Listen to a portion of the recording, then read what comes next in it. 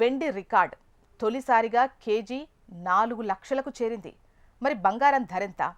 America అధ్యక్షుడు Trump కెనడాపై 100% tariffs విధిస్తానని బెదిరించిన వేళ అంతర్జాతీయంగా కొనసాగుతున్న ఉద్రిక్త ఆర్థిక భౌగోళిక పరిస్థితులతో బంగారం వెండి రేట్లకు రెక్కలొచ్చాయి. దీంతో వెండి రీటైల్ ధరలు ఎన్నడూ ఊహించని స్థాయిలకు పెరిగిపోవడంతో భారతీయులు షాక్కు గురవుతున్నారు.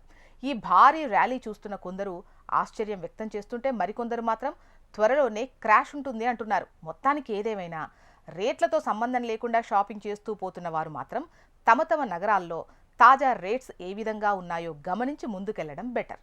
జనవరి 28న బంగారం రేట్లు భారీగా పెరుగుదలనైతే నమోదు చేశాయి.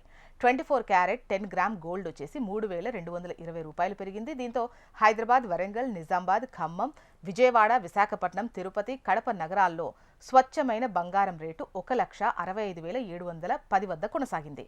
ఇక నగరాల్లో 22 క్యారెట్ గోల్డ్ 10 గ్రామ్స్కు 2,950 రూపాయలు పెరగడం వల్ల 1,51,400గా తెలుగు రాష్ట్రాల్లోని నగరాల్లో కొనసాగుతోంది. గోల్డ్ తర్వాత వెండి విషయానికి వద్దాం.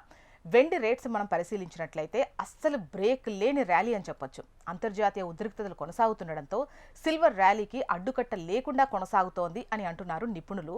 అంటే జనవరి 28న వెండి రేటు కేజీకి 10,000 పెరిగింది.